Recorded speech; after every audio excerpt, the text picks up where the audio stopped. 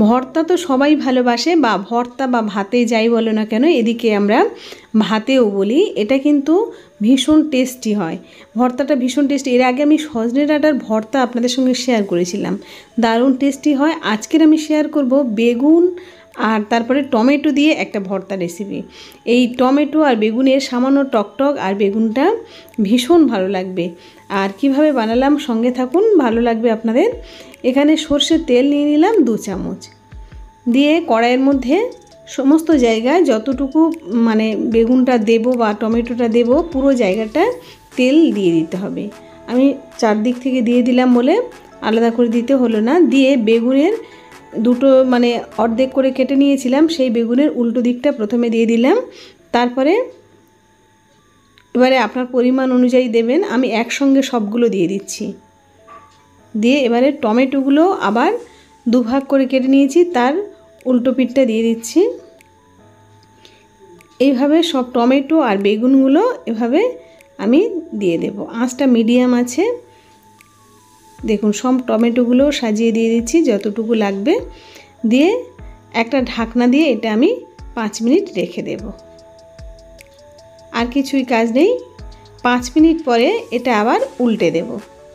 দেখুন অর্ধেকটা সিদ্ধ হয়ে যায়, দেখুন কালারটা চেঞ্জ হয়ে যাবে। ভাজা যেমন সেরকম কিন্তু নয়, মানে ঢাকা দেওয়ার ফলে ওর মধ্যে যে জলটা থাকে, স্টিমটা থাকে, সেটার মধ্যে খানিকটা সিদ্ধ হয়ে যায়, আর একটা সাইড একটু ভাজা ভাজা মতো হয়ে যায়। এইরকমভাবে আমি টমেটোটা দেখুন সুন্দর একটা ওপরে কালার চলে এসছে। ব্যাস এরকমভাবে দুটো পিঠ আবার ঢাকা দিয়ে নেব। ওদিকটা একবার ঢাকা দেওয়া হয়ে গেছে, এবারে এই সাইডটা একবার ঢাকা দিয়ে নেব। এইভাবে দুটো সাইড দেখুন ওলট পালট করে হয়ে গেছে। টমেটো সিদ্ধ হতে বেশিক্ষণ সময় লাগে না, আবার বেগুনও সিদ্ধ হতে বেশিক্ষণ সময় লাগে না, দুটোই নরম, খুব তাড়াতাড়ি হয়ে যায়। দেখুন ওলট পালট করে সিদ্ধ হয়ে যাবে, 5 থেকে 7 মিনিট টাইম লাগবে। এবারে আপনারা চাইলে খোসাগুলো ছাড়িয়ে নিতে পারেন। বেগুনের খোসা বা টমেটোর খোসা যদি পছন্দ না করেন তাহলে আলাদা করে ছাড়িয়ে নিতে পারেন। ছাড়িয়ে নেওয়া হয়ে গেলে তারপরে এর মধ্যে আমি দিয়ে দেব সর্ষের তেল, যতটুকু ছিল তার সঙ্গে আরও 2 চামচ দিয়ে দিলাম। তারপরে শুকনো লঙ্কা একেবারে ছোট করে কেটে নিয়ে এর মধ্যে দিয়ে দিলাম, হাত দিয়ে কেটে নিলাম। নিয়ে শুকনো লঙ্কাটা ভাজা ভাজা মতো হয়ে আসবে। তারপরে আমি একেবারে ছোট ছোট করে কেটে রেখেছি রসুন, সেই রসুনটা আমি এর মধ্যে দিয়ে দেব। রসুনটা দিয়ে দিলাম। রসুনটাও কিন্তু সুন্দর করে এই তেলের মধ্যে ভাজা করে নিতে হবে।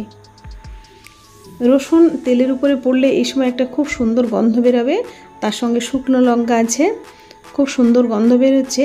এই সময় আমি দিয়ে দেব একেবারে ছোট ছোট করে কেটে রেখেছি পেঁয়াজ। কাঁচা লঙ্কাও দিয়ে দিলাম, ছোট করে রেখেছিলাম কাঁচা লঙ্কা, আর তার সঙ্গে দিয়ে দিলাম পেঁয়াজ। পেঁয়াজ, কাঁচা লঙ্কা, রসুন আর শুকনো লঙ্কা একসঙ্গে ভেজে নেব। এটা কিন্তু খুব বেশি ভাজা যাবে না, তাহলে মানে স্বাদটা অত ভালো আসে না। পেঁয়াজটা বেশি ভাজলে তাহলে স্বাদটা ভালো আসবে না, খুব হালকা করেই ভাজাটা হবে।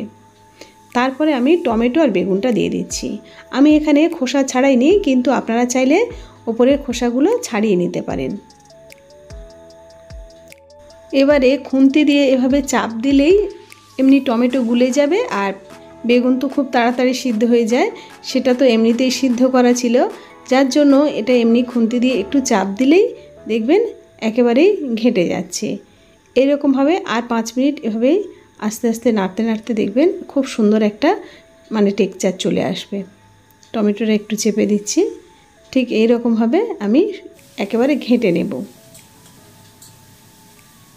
এটা যতটা মানে ঘাঁটাটা সুন্দর হবে ততটা খেতে ভালো লাগবে, একটু শক্ত শক্ত থাকলে কিন্তু ভালো লাগবে না। এভাবে ভালো করে ঘেঁটে নেব। এর মধ্যে নিয়ে দিচ্ছি লবণ। এর আগে কিন্তু আমি লবণ বা কিছুই দিইনি, এখানে লবণ আর খুব সামান্য একটু হলুদ, হলুদটা কিন্তু বেশি দিতে লাগবে না। আর এখানে কাঁচা সর্ষের তেল যখন খাবেন তখন কাঁচা সর্ষের তেল দিয়ে খেতেও পারেন। আমি যেহেতু সর্ষের তেল আগে দিয়েছি আর লাগবে না, কাঁচা সর্ষের তেল দিয়ে দিতে পারেন। এভাবে সুন্দর একটা মাখা তৈরি হয়ে গেল। এবারে গরম গরম ভাতের সঙ্গে আর কিছু লাগবে না, দেখবেন ভীষণ ভালো লাগবে। আমার চ্যানেলটা যদি আপনাদের পছন্দ হয় সাবস্ক্রাইব আর লাইক করতে কিন্তু একদমই ভুলবেন না। আপনাদের কোন রেসিপি পছন্দ আমাকে রিকোয়েস্ট করতে পারেন। যদি ভালো লাগে আমার চ্যানেলটা সাবস্ক্রাইব আর লাইক করতে একদমই ভুলবেন না। আপনারা সুস্থ থাকুন, ভালো থাকুন, অনেক ধন্যবাদ।